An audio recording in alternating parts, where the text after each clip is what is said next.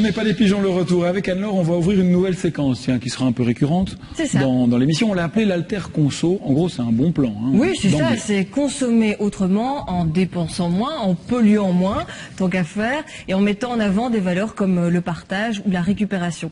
Et à ce sujet-là, on s'est posé la question des smartphones. Vous êtes nombreux à aimer changer de smartphone. Souvent, il faut dire que l'offre est alléchante, mais les prix sont aussi très chers. Donc on s'est posé la question, est-ce que finalement il faut toujours les acheter neufs ou est-ce qu'il n'y a pas moyen d'acheter des smartphones d'occasion, de deuxième main? Et c'est là qu'évidemment il y a toute une série de possibilités. On va faire un premier tour d'horizon de où acheter un smartphone d'occasion. Et la première solution, ce sont les magasins de seconde main. Donc premier tour d'horizon avec Jacques Gray. Tous ces GSM auraient pu définitivement passer pour morts.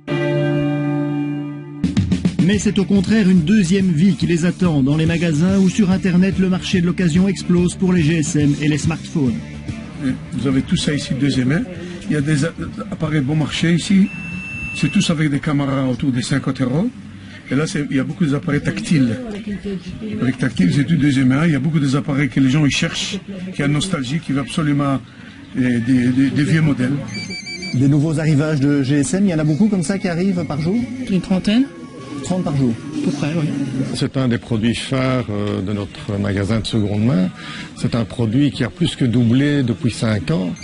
Le GSM, c'est une des rubriques quand même les plus fréquentées sur le site. Il y a 500 000 personnes par mois qui sont en train de chercher des GSM et des smartphones. Et si de plus en plus de gens vibrent à l'appel des GSM d'occasion, c'est d'abord à cause du prix. C'est des appareils qui est moins cher, la moitié du prix d'un neuf.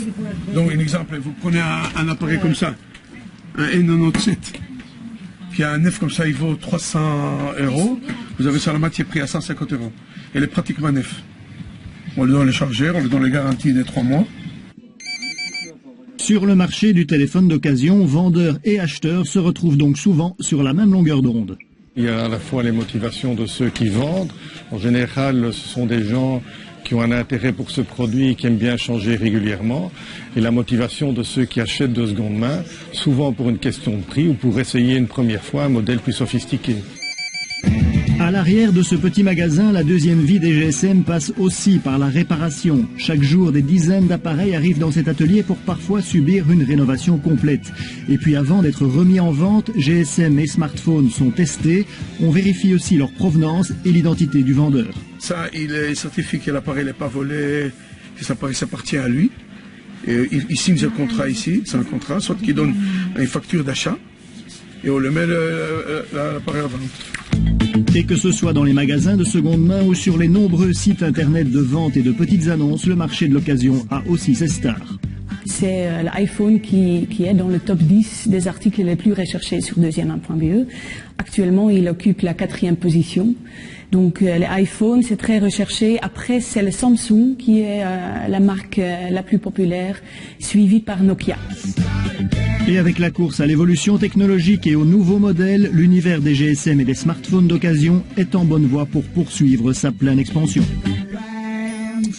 Alors on l'a vu dans le reportage, Anne-Laure, les magasins qui vendent des GSM d'occasion exigent certaines garanties comme facture d'achat, carte d'identité du vendeur. Mais comment ça se passe pour les achats par Internet? Mais en fait, il faut être attentif exactement aux mêmes choses que quand on va dans un magasin, c'est-à-dire non seulement à l'état du GSM, du smartphone, avoir un maximum d'infos, avoir une photo aussi, c'est toujours mieux, à défaut de le voir en vrai, ce qui est encore mieux.